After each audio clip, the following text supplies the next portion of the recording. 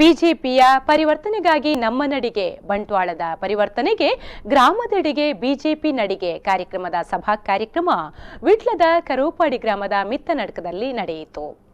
ಭಾರತೀಯ ಜನತಾ ಪಾರ್ಟಿ ಬಂಟ್ವಾಳ ವಿಧಾನಸಭಾ ಕ್ಷೇತ್ರ ಸಮಿತಿ ನೇತೃತ್ವದಲ್ಲಿ ರಾಜೇಶ್ ನಾಯ್ಕ್ ಉಳಿಪ್ಪಾಡಿಗುತ್ತು ಅವರ ಮುಂದಾಳತ್ವದಲ್ಲಿ ನಡೆಯುತ್ತಿರುವ ಬಿಜೆಪಿಯ ಪರಿವರ್ತನಾ ನಡಿಗೆ ಕಾರ್ಯಕ್ರಮದಲ್ಲಿ ಕೇರಳದ ಬಿಜೆಪಿ ಮುಖಂಡ ಕುಂಟಾರು ರವೀಶತಂತ್ರಿ ಮಾತನಾಡಿ, ಕಾಂಗ್ರೆಸ್ ಪಕ್ಷ ಅಧಿಕಾರಕ್ಕೆ ಬಂದರೆ ಪಕ್ಷದ ಕಾರ್ಯಕರ್ತರಿಗೆ ಮತ್ತು ಜನಪ್ರತಿನಿಧಿಗಳಿಗೆ ಮಾತ್ರ ಸವಲತ್ತು ಸಿಗುತ್ತದೆ. ಬಿಜೆಪಿ ಅಧಿಕಾರಕ್ಕೆ ಬಂದರೆ ಹಿಂದೂ, ಮುಸಲ್ಮಾನ, ಕ್ರೈಸ್ತರೆಂಬ ಭೇದ ಭಾವವಿಲ್ಲದೆ ಎಲ್ಲರಿಗೂ ಸಮಾನ ನ್ಯಾಯ ದೊರಕುತ್ತದೆ ಎಂದು ಹೇಳಿದರು. ಅಲ್ಲಾಹನ ಕೃಪೆಯಿಂದ ಅವರು ಶಾಸಕ ಆಗಬಹುದು, ಅಲ್ಲಾಹನ ಕೃಪೆ ಬೇಡ ಅಂತ ನಾವು ಹೇಳೋದಿಲ್ಲ. ಆದ್ರೆ ಮಾತಿಗೆ ಕೇವಲ ಮುಸಲ್ಮಾನರನ್ನ ಮಾತ್ರ ಯಾವತ್ತೂ ಕೂಡ ವಿಚಾರಕ್ಕೆ ತೆಗೆದುಕೊಳ್ತಾ ಅವರನ್ನು ಮಾತ್ರ ಪೋಷಿಸ್ತಾ ಇರುವಂತ ಸಂದರ್ಭದಲ್ಲಿ ಅವರ ಹಿಂದೆ ಅವರಿಗೋಸ್ಕರವಾಗಿ ಮತಯಾಚಿಸಲಿಕ್ಕೆ ಹೋಗುವಂತ ದೇವರ ಆರಾಧನೆ ಮಾಡುವಂತ ಒಬ್ಬ ಹಿಂದುವಿಗೆ ಮೂಗಿದ್ರೆ ದುಷ್ಟ ನಿನ್ನ ಜೊತೆಯಲ್ಲಿ ನಾವು ಬರುವುದಿಲ್ಲ ಅಂತ ಹೇಳುವಂತ ಉತ್ತರವನ್ನು ಮಾಡಬೇಕು.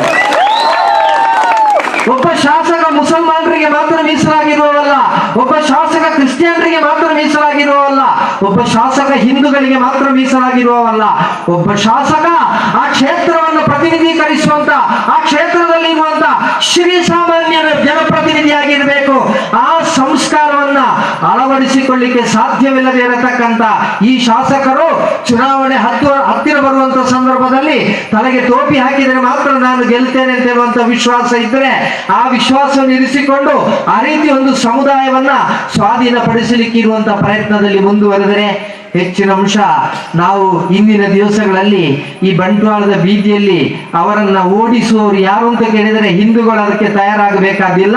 ಈ ಮುಸಲ್ಮಾನ ಬಂಧುಗಳೇ ಓಡಿಸುವಂತ ದಿವಸ ರಮಣ್ ರಾಥೇವರ ಎದುರು ಅತಿ ಶೀಘ್ರದಲ್ಲಿ ಬರಲಿಕ್ಕಿದೆ, ಸಂಶಯ ಇಲ್ಲ. ಕಾರ್ಯಕ್ರಮದಲ್ಲಿ ಕ್ಷೇತ್ರ ಅಧ್ಯಕ್ಷ ದೇವದಾಸ್ ಶೆಟ್ಟಿ, ಮಾಜಿ ಶಾಸಕ ಕೆ ಪದ್ಮನಾಭ ಕೊಟ್ಟಾರಿ, ಜಿಲ್ಲಾ ಪ್ರಧಾನ ಕಾರ್ಯದರ್ಶಿ ಬ್ರಿಜೇಶ್ ಚೌಟ ಮತ್ತಿತರರು ಉಪಸ್ಥಿತರಿದ್ದರು.